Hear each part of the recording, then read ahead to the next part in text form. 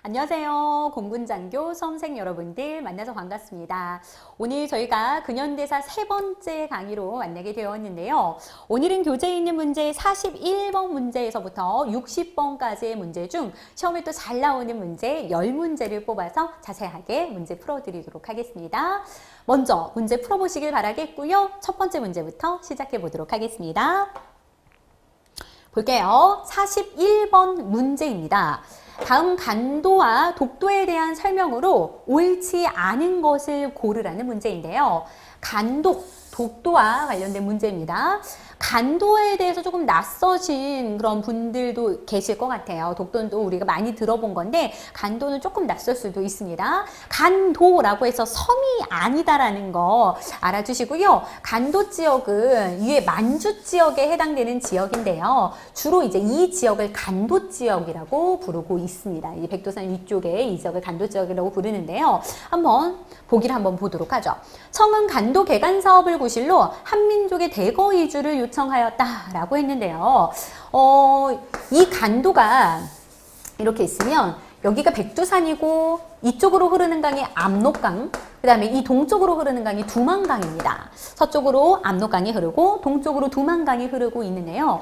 압록강은 이 강폭이 굉장히 넓어요. 근데 두만강은 강폭이 굉장히 좁습니다. 그러니까 물살은 굉장히 빠르지만 강폭이 좁아서 잘 건널 수가 있었어요. 그래서 우리 이 지역, 우리나라에 살고 있었던 많은 우리 민족들이 이 지역으로 이동해서 또 많이도 살고 있었죠. 그래서 간도 지역에 우리 민족이 많이 거주하고 있었는데요. 청나라가 이 간도 지역을 개간하겠다라고 하는 그 개간 사업을 구실로 이 한민족을 대거 철수하라고 요청을 하게 됩니다. 그러니까 한민족이 대거 이주가 아니라 들어오라는 게 아니라 다른 지역으로 철수하라는 것을 요청하게 되죠. 그래서 1번 보기는 틀린 설명이 되겠네요. 대거 이주를 요청한 게 아니라 대거 철수를 요청했다라는 거. 그래서 정답은 1번이 되겠고요. 나머지 보기 보겠습니다. 간도를 함경도의 행정구역으로 포함시켰다. 맞는 설명이 되겠네요. 이 간도 지역은 예로부터 우리나라와 조선과 청나라 사이의 분쟁 지역이기도 했습니다. 아까 말씀드렸다시피 여기 있었던 우리 민족이 많이 이제 이주해서 이 간도 지역에서 살고 있었는데요. 국경선이 좀 명확하지가 않자 숙종 때 백두산 정계비를 세워서 이 간도에 대한 우리의 그런 목소리를 내었다라고도 볼 수 있을 것 같은데요. 숙종 때입니다. 이 백두산에 정계비를 세웠는데 그 내용은 무엇이냐면 우리나라의 영토는 좀 분명히 해둘 필요가 있다라고 해서 우리나라의 영토는 서위 압록, 서쪽으로는 압록강까지이고 동쪽으로는 토문강까지다 라는 이런 말이 백두산 정계비에 나와 있습니다. 서위압록, 동위토문이라는 건데요. 토문이라는 말 좀 낯설 수는 있는데 이 위쪽에 이 백두산에서부터 이 위쪽에 숭화강이라는 게 있어요. 숭화강이라고도 하는데요. 이 숭화강 지류에 이제 굉장히 큰 강인데 이 지류에 토문강이라는 강이 있습니다. 그래서 우리의 영토는 서쪽으로는 압록강까지니까 여기까지고 동쪽으로는 토문강까지니까 여기까지야. 즉 우리나라 영토는 여기서부터 여기까지야. 즉 간도 지역이 우리 지역이야, 우리 땅이야 라는 걸 얘기하고 있는 거죠. 여기는 이제 러시아 땅이니까 여기서부터는 러시아 땅이니까 그래서 간도 지역을 우리나라 땅으로 인정하고 있는데 청나라에서는 이거 해석을 좀 달리 합니다. 서쪽으로는 압록강까지 맞는데 니네 땅 맞는데 동쪽으로는 토문강이 이 토문강이 중국에서는 이 두만강을 토문강이라고 불러. 그러니까 니네 땅은 여기까지야 라고 하면서 여기 지역이 당연히 우리 땅이야 라고 해서 분쟁이 되고 있었던 지역이 이 간도 지역이다 라는 걸 알아두시면 되겠습니다. 이 토문에 대한 해석을 놓고 청나라와 우리나라 사이에 분쟁이 있었는데요. 여기서 이제 먼저 말씀을 드리면 이게 분쟁 지역으로 남아 있었는데 일본이, 우리나라가 아니라 일본이 이 간도 지역을 간도 협약을 통해서 청나라에 넘겨주게 되는 그런 사건이 발생하게 됩니다. 그게 바로 간도 협약이에요. 1909년에 체결이 되었고요. 청나라와 일본 사이에 체결된 조약입니다. 즉, 이 협약은 뭐냐면 우리 간도를 청의 영토로 인정해 주겠다라는 거예요. 근데 왜 우리는 아무 말도 못하고 일본이 이 조약을 체결할 수밖에 없었냐. 일본이 이 협약을 체결하는데도 우리가 아무 말 못했던 이유는 연도를 잘 보시면 1909년인데요. 제가 잘못했네요. 1909년인데 1907년이라고 했네요. 우리가 을사늑약으로 1905년에 외교권을 빼앗겼다라고 얘기했습니다. 그러니까 외교권을 박탈당해서 우리는 더 이상 외교를 할 수 없는 상황이었죠. 그래서 일본이 우리를 대신해서 청나라와 이 협약을 자기네들의 이익을 취하기 위해서 이렇게 협약을 맺었다라는 걸 알아주시면 되겠습니다. 그러니까 일본이 원하는 건 이 남만주 지역에서 철도 부설권을 갖고 싶었어요. 그래서 여기서 철도를 부설하는 조건으로 이 간도 땅 청나라 니네에게 넘겨주겠다라고 하는 간도 협약을 체결하면서 이 간도 땅을 청나라로 넘겨주게 되었다라는 거 알아주시면 되겠습니다. 굉장히 좀 씁쓸한 협약이죠. 그러면 다시 보기를 보도록 할게요. 간도를 함경도의 행정구역으로 포함시켰다라는 거, 그거를 말씀드리면, 여기가 함경도잖아요. 여기가 함경도인데, 간도가 계속해서 분쟁 지역이 되자, 안 되겠다 싶어서 여기를 함경도 지역에 포함을 시키고, 간도 관리사도 파견하게 됩니다. 간도 관리사를 파견해서 이범윤이라는 사람이거든요. 이범윤을 간도 관리사로 파견해서 우리 지역이다라는 걸 다시 한번 못 박았다라는 것도 알아두시면 되겠네요.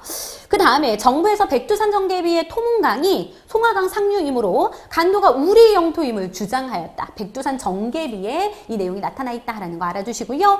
일제는 러일 전쟁 중에 독도를 일본 영토에 편입시키는 불법적인 행위를 저지르기도 했다라는 거. 중요한 포인트가 또 나와 있는데요. 언제 독도를 일제가 일본 영토 시마네현에 편입을 시켰냐? 러일 전쟁 중이었습니다. 그러니까 1904년부터 1905년까지의 전쟁이에요. 근데 1905년에 독도를 강제로 편입시키게 된다라는 거 알아두세요. 러일 전쟁에서도 일본이 승리하고 그 앞에 있었던 청일 전쟁에서도 일본이 승리하면서 이 흐름을 보시면 청일 전쟁에서도 일본이 승리했고 그 다음에 러일 전쟁에서도 일본이 승리하자 그 다음에 바로 1905년에 우리나라 외교권을 빼앗는 을사늑약 체결이 가능했다라는 거까지 정리해 주시면 되겠습니다. 그래서 정답은 1번이 되겠네요. 다음 문제 보도록 하겠습니다. 다음과 같은 의의를 갖는 운동은 해가지고 물어보고 있는데요. 인민평등권 확립을 시도한다. 이건 뭘 얘기하는 거예요? 신분차별을 없애겠다라는 거죠. 신분차별, 신분제, 폐지. 신분차별을 없애는 신분제를 폐지한다. 신분제 폐지가 나왔다고 해서 이거 가보개혁이네 바로 가시면 안 돼요. 좀 자세히 읽어보겠습니다. 전제군주제를 입헌군주제로 바꾸려는 최초의 근대국가 수립운동이었습니다. 중요한 포인트 나와 있죠. 입헌군주제. 지난 시간에 간단하게 언급하기로 했었는데요. 전제군주제라는 건 이 군주에게 절대 권한이 있는 겁니다. 그러니까 왕의 권한이 굉장히 강화되는 그런 왕정체제를 말하는 거고요. 입헌군주제는 지금 뭐 일본이나 영국과 같은 체제라고 생각하시면 될 것 같아요. 군주는 있으되, 즉 왕은 있으되 그 왕에게 모든 권한이 다 위임되는 그런 정치체제가 아니라 군주는 있으되 헌법에 입각해서 정치가 이루어지는 형태를 입헌군주제라고 얘기합니다.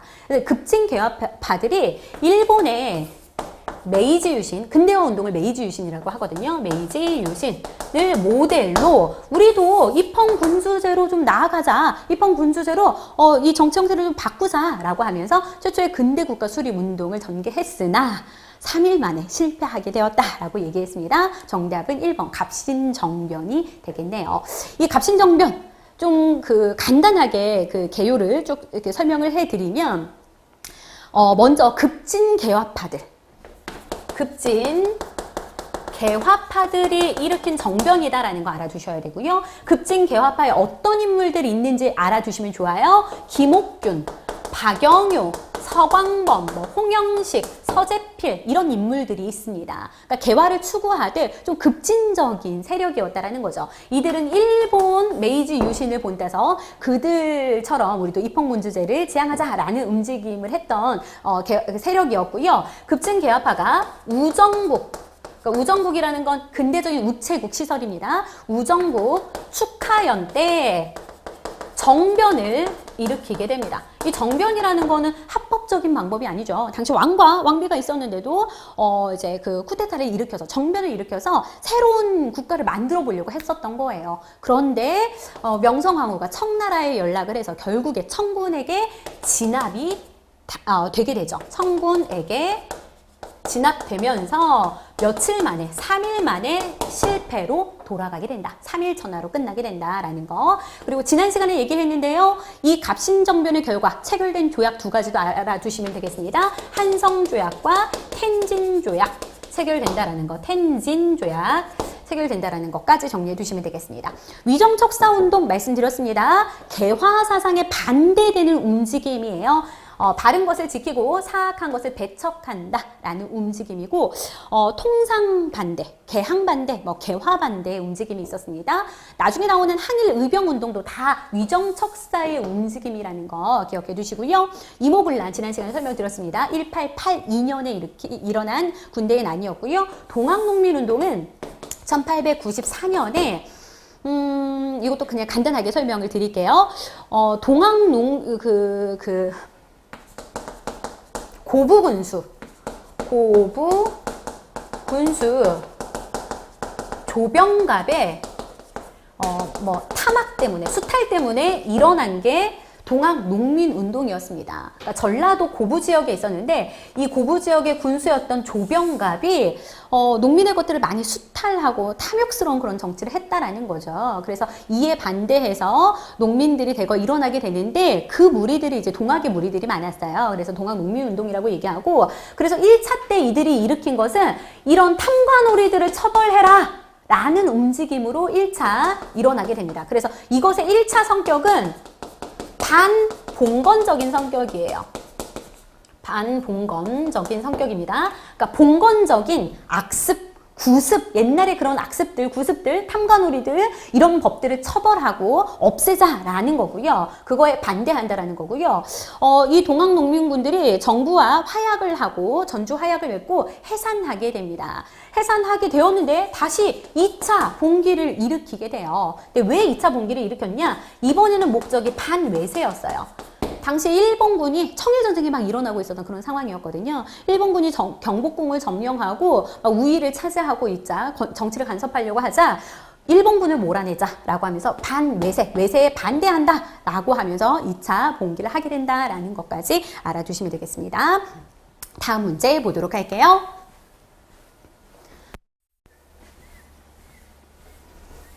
다음 개혁 안에 공통적으로 포함되는 내용을 골라보라는 문제입니다. 갑오개혁의 홍범 14조, 그 다음에 갑신정변 때 14개조의 정각, 그 다음에 동학농민운동 때 패정개혁 12개조가 있는데요. 이 개혁 때마다 발표가 된 그런 내용들이에요. 개혁안의 내용이에요. 그러니까 14개조의 개혁안, 여기도 마찬가지 14개조, 여기는 12개조의 개혁안이 있었습니다. 그러니까 그들의 요구사항이고 개혁안의 내용들이죠.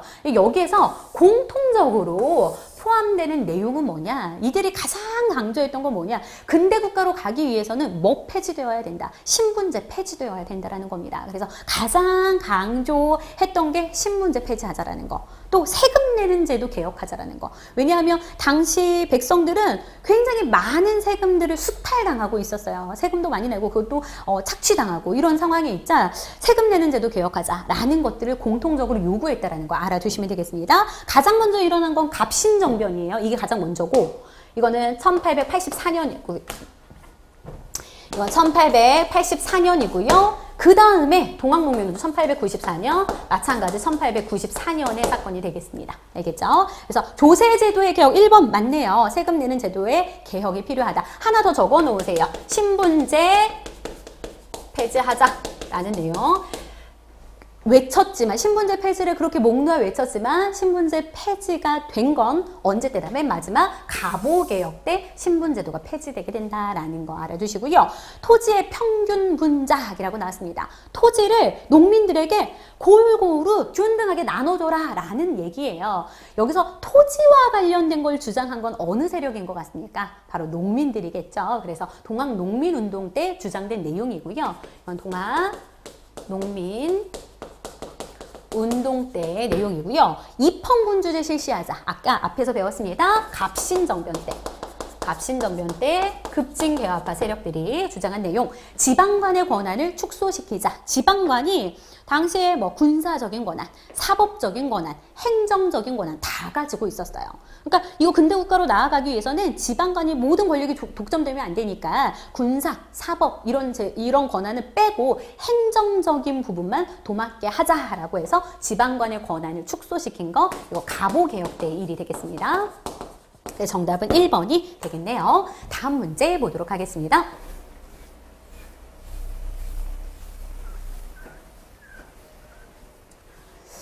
육십만세 운동에 관한 설명으로 옳지 않은 것을 골라보라는 문제입니다.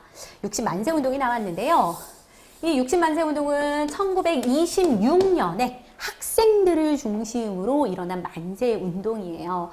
당시 이제 우리나라 조선의 마지막 황제였던, 그때는 이제 대한제국인데요. 순종의 장례식 때, 순종의 인산일, 인산일을 이제 장례식을 좀 높여 부르는 말이 인산일이에요. 순종의 장례식 때 일어난 운동이 육십만세 운동이 되겠습니다. 학생들을 중심으로 한 운동이었다? 맞고요. 일제의 수탈과 식민지 교육에 대한 그런 반발로 일어나게 되었다. 맞습니다. 수탈 심했고, 그 다음에 식민지 교육하에 우리 민족에 대한 차별 대우가 굉장히 많았어요. 그래서 그거에 반발해서 학생들 중심으로 일어난 운동이고요. 고종 황제의 서거일에 일어난 시위이다? 헷갈리면 안 됩니다. 마지막 황제였던 순종 황제의 서거일은 돌아가신 날이니까 서거일도 아니겠죠? 인산일은 장례식 때 일어난 시위 운동이다라는 거. 여기서 좀 기억해야 될 게 뭐냐면 고종 황제의 인산일 때 또 벌어진 그런 운동도 있어요. 무엇일까요? 그래서 헷갈리게 잘 나오는데 고종 황제의 인산일 때 고종 인산일이라고 써볼까요? 때 이루어진 시위는 바로 3.1 운동이 되겠습니다. 이 시기예요. 1919년 고종의 인산일 때는 3.1 운동, 순종의 인산일 때는 육십만세 운동이 일어나게 되었다라는 거 알아두시면 되겠네요. 각급 학교에 연쇄 반응을 일으키면서 확산되었다. 학생들이 주도했으니까 이게 학교에 이렇게 확산이 되었다라는 내용이고요. 여기서 좀 기억해야 될 건 뭐냐면요. 육십만세 운동은 이 결과가 또 시험 문제 좀 잘 나옵니다. 육십만세 운동이 있었고 이때 이 육십만세 운동 학생들이 주도했지만 이때 사람들이 이제 3.1 운동 이후에 그런 독립운동이 좀 잠잠했어요. 근데 이 육십만세 운동을 계기로 또 막 일어나는 그런 이제 계기가 되기도 하는데요. 이때 우리나라에서 활동하고 있었던 민족주의 계열과 사회주의 계열이 연합하게 돼요. 연합을 하게 됩니다. 그러면서 이 1926년 육십만세 운동 이후에 민족주의 계열과 사회주의 계열의 연합이 이루어지게 되는데, 그래서 1927년에 만들어진 단체가 신간회다라는 거 알아두시면 되겠네요. 이 신간회는 우리나라에서 이 일제강점기에서 민족주의 계열과 사회주의 계열, 여기서 민족주의 계열을 조금 자세히 말하면 비타협적 민족주의, 뒤에 가서 문제 풀면서 신간회 문제가 또 따로 있거든요. 풀면서 좀 자세하게 설명해 드릴게요. 그러니까 민족주의 계열과 사회주의 계열이 연합한 최대 규모의 항일 독립운동 단체였다라는 거 알아두시면 되겠습니다. 다음 문제 보도록 할게요. 하나만 더 그냥 말씀을 드리고 넘어가면, 아까 1926년에 지금 학생들 중심으로 일어난 게 육십만세 운동이라고 말씀드렸잖아요. 3년 뒤 1929년에 광주 학생 항일 운동이 일어나게 돼요. 이것도 뒤에 문제가 있는데 다시 설명을 드리겠지만, 그 광주 학생 항일 운동도 역시 학생들 중심으로 일어난 운동이라는 거. 그래서 공통점 많이 물어봅니다. 육십만세 운동과 광주 학생 항일 운동의 공통점은 무엇입니까? 라고 했을 때 학생들이 중심이 되어서 일어난 운동이었다라는 거, 항일 운동이었죠. 기억하시면 되겠습니다.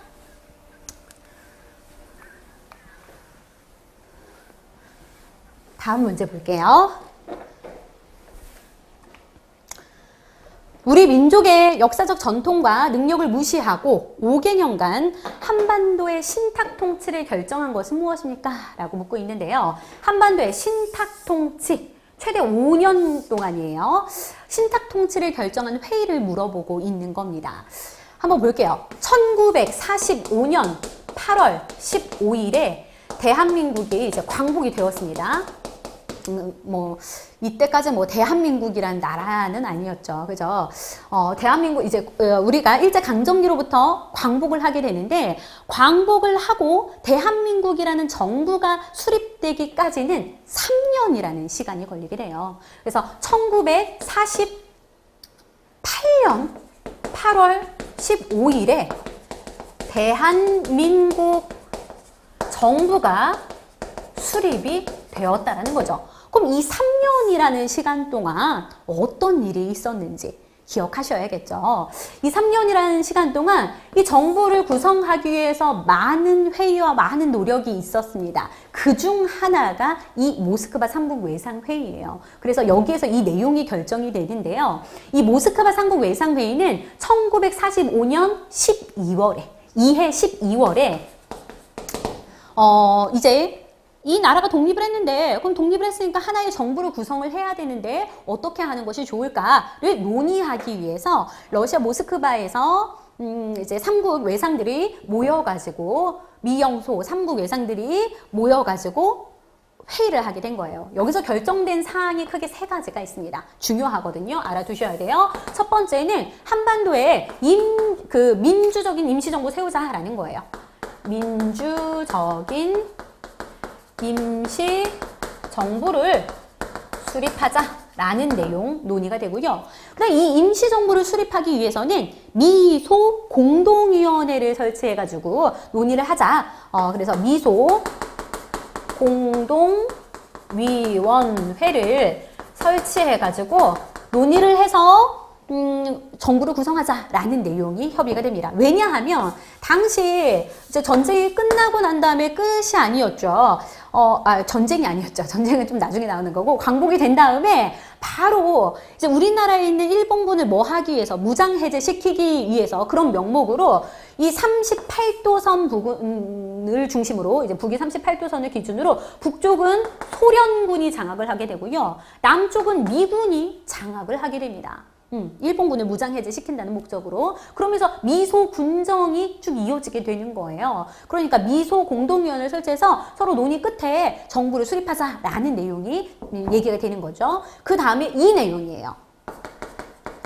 이들은 아직 새로운 정부를 구성할 수 있는 능력이 좀 부족하니 최대 5년간 강대국들에 의해서, 미, 소, 영, 중 강대국들에 의해서 대신 다스림을 받는 신탁 통치의 내용이 여기에서 결정이 되는 거예요. 그래서 이 신탁 통치의 내용이 결정되는 거 모스크바 삼국 외상회의의 내용이고요. 우리나라에서 신탁 통치가 실시되지 못했습니다.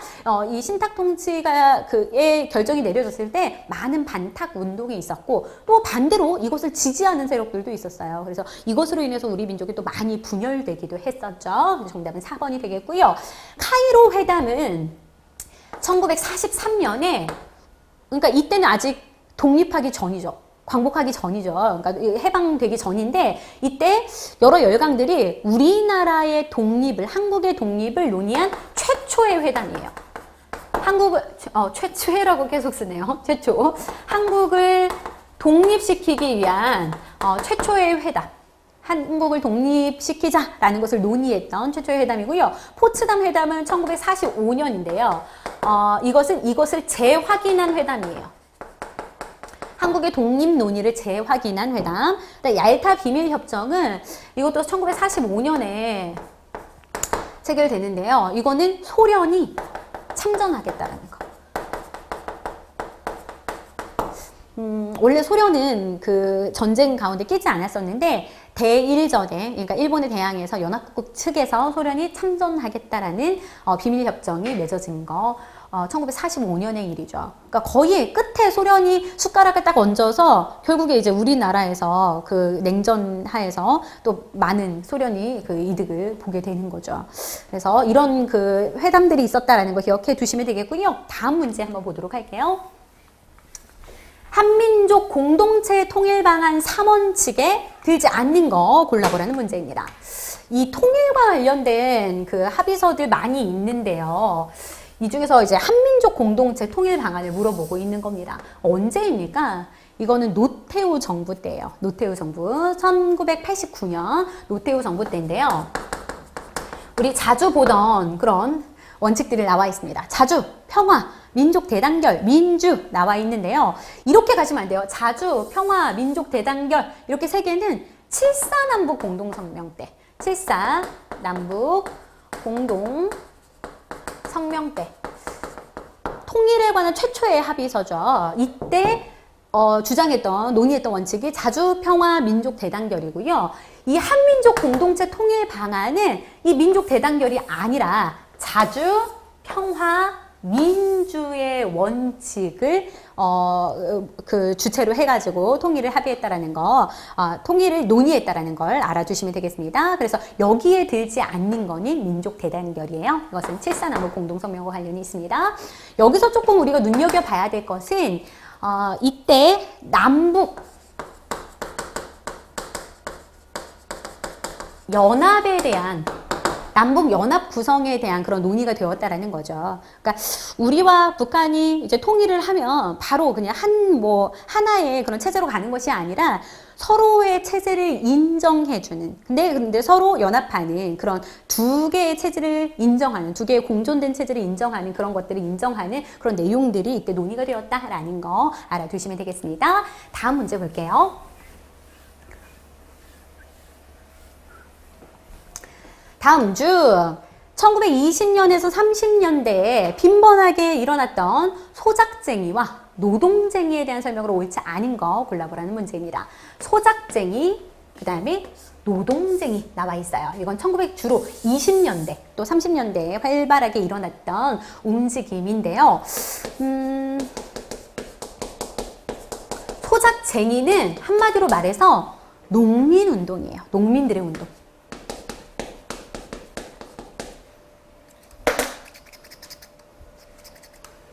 농민운동이고요. 그 다음에 노동쟁이는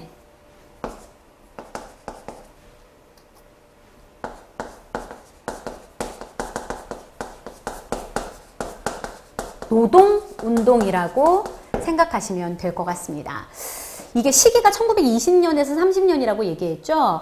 뒤에 문제에서 나오는데 1910년대에 우리나라에 토지 조사 사업이 이루어지게 됩니다. 그 토지 조사 사업으로 인해서 많은 토지를 일본에게 빼앗기게 돼요. 그래서 우리나라 땅의 땅을 가진 주인, 땅의 지주가 우리나라 사람이 아니라 대거 일본인으로 바뀌어지게 됩니다. 그러니까 우리나라 지주가 일본인이 되었다라는 거죠. 그러니까 우리나라 농민들은 일본인 밑에서 소작하는 소작농으로 전락하게 되는 거예요. 일본인 땅에서 빌려서 농사짓는 소작농으로 전락하게 되는 거죠. 그러면서 어떤 일들이 빈번하게 일어나냐면 이 일본인들이 소작률을 굉장히 높게 그러니까 굉장히 고율의 소작률을 요구하게 되면서 이걸 최대 한 50%까지 내게 됩니다. 그러니까 내가 수확한 것의 절반은 소작료로 내고 또 그 절반 가운데서 또 세금을 또 내야 되는 거죠. 그러니까 내가 가져가는 건 굉장히 적었다라는 걸 알 수 있겠죠. 그래서 우리 이렇게는 못 살겠다라고 해서 소작료를 내려라, 소작료 인하해라 라고 하는 소작쟁이가 이루어지게 된 거고요. 노동쟁이는 지난 시간인가 제가 계보를 쭉 쓰면서 1910년대, 20년대, 30년대 통치 방식 기억하셔야 돼요 하면서 경제 수탈 정책 밑에 적어드렸습니다. 1910년대에 경제 그 수탈 정책 중에 토지조사 사업도 있지만 회사령이라는 걸 적어드렸어요. 회사령 하면서 이제 제가 허가제라고 써드렸는데요. 1910년대에 회사령을 선포하게 되는데 이 회사령이라는 건 뭐냐면 일본이 이제 우리한테 니네 회사 세울 때 그냥 세우는 게 아니라 조선 총독의 허가를 받도록 해 라는 허가제를 규정하는 회사령을 내리게 되는 거죠. 근데 허가를 잘 해줄까요? 안 해줄까요? 여러 이유를 들어서 허가를 해주지 않습니다. 이 회사령을 실시한 목적은 우리의 민족 자본을 무너뜨리기 위함이고 또 우리 민족 기업이 성장하는 것을 억제할 목적으로 회사령을 내리게 되는데요. 그런데 이 회사령을 20년대는 폐지하게 됩니다. 20년대에는 회사령을 다시 없던 일로 폐지시키게 돼요. 그러니까 그것은 이제 우리 민족을 위함이라기보다 이미 10년대 우리 민족 기업은 완전 폭삭 다 이제 주저앉았다라고 보시면 되겠고요. 20년대는 왜 회사령을 폐지하게 되냐면 일본 기업이 우리나라로 진출하는 것을 용이하게 하게 할 목적으로. 그러니까 일본 기업들이 우리나라에 들어오려는데 너무 까다로운 거예요. 허가를 받으려니. 그래서 회사령을 폐지시키게 된다는 거 알아두시고요. 그래서 우리나라에 20년대 많은 일본인 경영자, 기업들이 나타나게 됩니다. 우리 민족은 거기 일본 기업에 일하는 노동자로서 활동하게 된다는 거죠. 근데 예나 지금이나 많은 것들, 많은 노동력을 요구하면서 많은 시간 근무를 하라고는 하면서 굉장히 그에 대한 대가는 적게 주는 거죠. 그래서 노동운동으로 노동쟁의가 일어나게 된다는 걸 알아두시면 되겠어요. 이 시대 흐름을 좀 잘 보셔야 됩니다. 소작쟁의에서 좀 기억해야 될 사건은 암태도, 저기 전라도 신안내에 있는 섬이에요. 암태도 소작쟁이가 좀 유명하거든요. 그래서 이거 좀 알아주시고요. 노동쟁이에서 좀 유명한 사건은 원산 총파업 사건입니다. 다 20년대에 일어난 사건이에요. 원산 총파업. 이런 사건들이 있다라는 거 기억해 두시면 되겠네요. 다시 문제 풀어볼게요. 노동쟁이는 회사령의 발표로 종식되었다. 아니죠. 이거하고는 관련이 없죠. 이건 1910년대에 내려진 거고 회사령이 폐지되면서 이 노동쟁이가 더욱더 활발하게 일어나게 되는 겁니다. 그러니까 관련이 없는 설명이에요. 1번 틀린 설명이니까 이게 답이 되겠고요. 그 다음에 항일 민족운동과 결부되어 일어났다라는 거 나와 있는데요. 이 소작쟁이 노동쟁이는 이 농민들이, 노동자들이 살기 위한 투쟁이었어요. 그래서 이걸 생존 투쟁이라고 하거든요. 생존 투쟁이자 지주가 누구였습니까? 일본인이었죠. 경영자가 누구였습니까? 일본인이었죠. 그래서 이것은 생존 투쟁이자 항일 민족 운동과도 같은 맥락이다라고 보여질 수 있어요. 그러니까 일본에 대항하는 민족 운동의 움직임의 성격도 보였다라는 거, 두 가지의 성격을 가지고 있다라는 거 알아두시면 되겠고요. 일제 탄압과 수탈로 점차 이것들이 약화되게 된다라는 거. 탄압으로 약화되게 된다는 거. 노동자들의 요구는 노동 조건의 개선, 임금 인상 등이었다라는 거 다 맞는 설명이 되겠네요. 정답은 1번이 되겠습니다. 다음 문제 볼게요.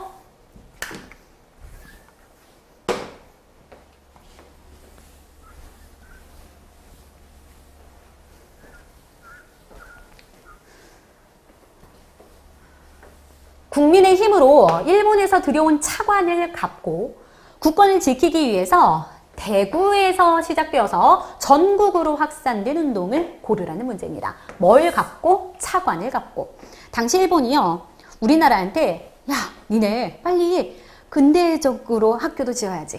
야, 니네 근대적으로 병원도 설립하고 공장도 짓고 도로도 깔고 해야지 라고 하면서 많은 차관을 해주게 됩니다. 그러니까 돈을 빌려줬다라는 거죠.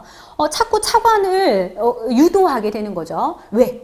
일본에게 경제적으로 예속되게 하기 위해서, 그러니까 일본에게 경제적으로 이제 예속시키기 위해서 많은 이제 차관, 돈을 빌려주게 됩니다. 그래서 많은 빚을 지게 돼요. 이때 국가의 채무, 국채가 얼마였냐면 1,300만 원이었어요. 그러니까 지금 보면 1,300만 원 별거 아니지만 그 당시에 1,300만 원은 대한제국의 1년 예산이었습니다. 그 정도의 돈을 일본에게 이제 빚을 지게 된 거죠. 우리가 자꾸 경제적으로 예속되다 보면 우리의 목소리를 못 내게 되니까 국민의 힘으로 이를 갚아보자 라는 움직임이 일어나게 되는 거예요. 그게 바로 국채 보상 운동입니다.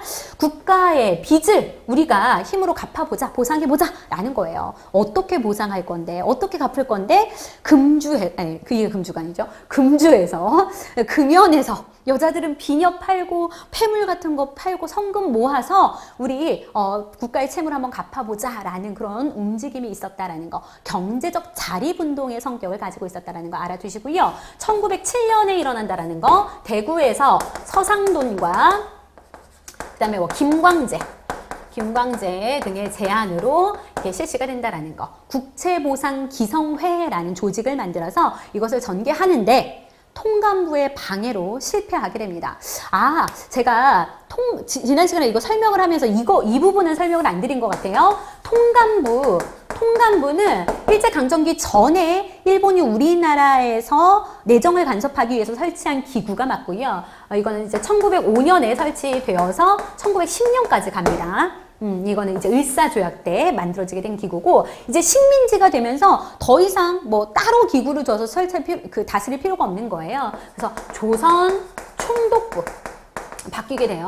조선 총독부를 두어서 우리나라를 직접 지배하게 된다라는 거 알아두시면 되겠습니다. 그러니까 1910년부터는 조선 총독부예요. 이것도 잘 나와요. 국제보상운동이 1907년이잖아요. 조선 총독부의 방해로 실패하게 되었다. 틀린 설명이죠. 왜냐하면 조선 총독부는 1910년에 만들어지니까 통감부의 방해로 실패되었다라는 거 알아두시면 되겠습니다. 그 다음에 상권수호운동이라고 나왔는데, 이 상권수호운동은 우리나라 상인들의 권리를 보호하기 위한 운동이었어요. 1980년대가 되면, 1880년대죠. 1880년대가 되면 외국 그런 상인들이 우리나라 내륙에 많이 진출하게 되면서 우리나라 상인들의 이권을 많이 침탈하게 됩니다. 그러니까 시전 상인들이 우리 이렇게는 못 살겠다라고 하면서 시전 상인들이 상권수호 운동을 전개하면서 한국 그 중앙총상회를 만들어가지고 조직하면서 그거에 대한 시위를 했던 게 상권수호 운동이 되겠고요. 물산장려운동은 이것과 헷갈리게 굉장히 잘 출제가 됩니다. 국채보상운동은 국가의 채무를 갚자라는 거고, 물산장려운동은 1920년대에 일어났던 경제적 자립운동인데요. 물산을 장려하자라는 거예요. 우리 물산을 장려하자. 즉 국산품을 애용하자라는 움직임입니다. 국산품 애용. 제가 아까 말씀드렸죠. 회사형이 폐지가 되면서 20년대 일본 기업들이 대거 우리나라로 진출하게 돼요. 그러면서 일본 기업 상품들이 많이 나오니까 우리 국산품을 파는 그런 회사들 다 문을 닫게 되는 거죠. 그럼 이거 우리나라 망하겠다라고 하면서 우리 물산을 우리가 쓰자라는 움직임이에요. 조선 사람, 조선 것으로. 그 다음에 우리가 만든 거 우리가 쓰자. 뭐 이런 것들, 이런 구호를 내걸고 물산 장려 운동이 이루어지게 된다라는 거. 그 다음 밀립대학 설립 운동도 역시 20년대인데요. 민간이 대학을 설립하자라는 거예요. 그러니까 국가에서 우리가 교육의 기회를 많이 박탈당하고 있고 교육적인 차별을 많이 받고 있는 상태에서 우리가 고등교육을 하기 위해서는 우리의 힘으로 우리가 십시일반 해가지고 돈을 모아가지고 우리 밀립대학을 설립하자라는 거였습니다. 근데 이것도 일본에게 거의 이제 회유당하면서 이것도 이제 거의 실패되게 되고 일본이 회유책으로 경성제국대학을 이제 국립대학으로 세워주게 되죠. 그 다음 문제 한번 보도록 할게요. 일제 토지조사 사업 실시 결과로 옳지 않은 거 골라보라는 문제입니다. 1910년대에 토지조사 사업을 실시했다라고 얘기했어요. 이거 1910년대 경제수탈 정책이다라고 말씀드렸는데요. 이 토지조사 사업의 명분은 이것입니다. 근대적인 토지 소유권을 확립하겠다라는 명분이었어요. 그러니까 당시 그 서류에 있는 문서에 있는 거랑 실질적으로 땅을 가지고 있는 거랑 많이 차이가 있으니 근대적인 토지 소유권을 확립하기 위해서 토지조사 사업을 하겠다. 그런데 이것은 신고주의를 원칙으로 한다. 그러니까 자기가 가지고 있는 땅 신고해라 라는 거예요. 근데 기한을 정해줍니다. 기한 굉장히 짧아요. 그 다음에 절차가 굉장히 복잡해요. 그래서 이 기간 동안에 신고 안 하면 다 그 토지 조선 총독부에서 몰수하겠다라는 내용이에요. 당시에 신고를 하고 싶어도 내용과 절차가 복잡해서 기간이 너무 짧아서 신고 못한 사람들도 많고요. 그 다음에 반일 감정 때문에 니네가 하라고 하면 내가 해야 되냐? 이런 감정 때문에 안 한 사람들도 굉장히 많이 있었습니다. 그렇게 해서 조선 총독부에서 몰수한 토지가 전 국토의 40%였어요. 그러니까 우리나라 국토 절반 가까이를 빼앗아간 거죠. 그 빼앗은 토지를 그 동양척식 주식회사라는 우리나라 안에 세워진 일본인 회사가 있어요. 일본 회사. 동양척식 주식회사에 그걸 넘겨서 그걸 다 일본인들에게 싼 값에 파는 거예요. 그러면서 우리나라에서는 일본인 지주가 굉장히 많이 형성이 되게 되는 거죠. 우리는 소장농으로 전락하게 되는 거고요. 그 밑에서 일하는 소장농. 그래서 보면 대부분의 농민이 지주가 되었다? 대부분의 농민은 지주가 아니라 소장농이 되었다. 소작농으로 전락하게 된다는 거고요. 많은 농민이 소작농으로 전락하였다. 맞고요. 생계를 유지하기 위해서 화전민이 되기도 했다. 화전민이라는 것은 뭐냐면 산 같은 거 다 이제 경작할 땅이 없으니까 산 같은 거 불태워서 그것을 밭으로 일구고 살았다라는 거고요. 만주 등 국외로 이주하는 사람들도 많이 늘게 되죠. 왜냐면 여기서 경작할 땅이 없으니까. 정답은 1번이 되겠습니다. 다음 문제 보도록 할게요. 다음은 1949년 이승만 정부에서 제정한 농지개혁법의 기본 원칙이래요. 농지개혁법, 이승만 정부에서 이 개혁의 실시 결과로 옳은 거 골라보라는 문제인데요. 이제 우리나라에서 정부가 1948년에 세워지고 나서 이제 농지 개혁을 하게 됩니다. 그러니까 토지 개혁을 하게 된 거죠. 그러니까 북한에서 먼저 이루어지게 돼요. 1946년에 이루어지게 됩니다. 북쪽에서는. 그러니까 우리는 좀 늦은 거죠. 북한에서는 이제 그 사회주의 원리에 맞게 유상 매입이 아니라 무상으로 다 토지 다 몰수해서 무상으로 몰수해서 무상으로 분배를 해주는 그 토지 개혁이 이루어져요. 남한은 자본주의 국가였으니까 유상으로 매입을 해서 국가에서 돈을 주고 사서 유상으로 분배를 하는 거죠. 그래서 유상으로 파는 거죠. 돈을 주고 파는 거죠. 돈을 받고 파는 거죠. 근데 토지 소유는 삼정보에 한했습니다. 즉, 그러니까 삼정보보다 더 많이 가지고 있는 사람은 팔아야 되는 거예요. 매입을 해야 되는 거고. 그럼 이게 그 국가에서 매입한 토지를 누구에게 나눠주냐? 토지가 없는 사람들한테 파는 거니까 이것으로 인해서 아까 말씀드렸죠. 그 식민지 가운데서 일본인 주가 되게 많았는데 이제 우리나라가 세워지게 되면서 정부가 수립이 되게 되면서 자작농이 많이 증가하게 돼요. 자작농이 뭡니까? 그러니까 자기 땅을 가지고 경작하는 농민들이죠. 그러니까 더 이상 소작농이 아니라 자작농, 자기 땅을 가지고 경작하는 농민들이 대거 증가하게 된다라는 거 알아두시면 되겠네요. 한국 정부가 토지 국유화를 확대하였다. 토지 국유화라는 건 이 모든 토지가 국가의 것이라는 거예요. 이건 사회주의와 관련된 거죠. 틀렸고요. 일본인이 한국인 소작농의 땅을 빼앗아갔다. 일본인은 이제 다 간 거죠. 이제 광복 이후니까. 그 다음에 한국인 소작농이 자신의 농토를 갖게 되었다. 이게 바로 자작농이죠. 자영농이 육성되는 거죠. 정답은 3번이 되겠고요. 한국인 지주들이 땅을 버리고 일본으로 건너갔다. 이것도 틀린 설명이 되겠습니다. 정답은 3번이 되겠네요. 네, 여기까지 오늘 모든 문제를 풀어봤습니다. 네, 오늘도 강의 들으시느라 수고 많으셨고요. 오늘도 앞에 개념 파트 보시면서 다시 한번 복습하는 거 잊지 마시고요. 저희는 다음 시간 강의에서 다시 만나 뵙도록 하겠습니다. 수고 많으셨습니다.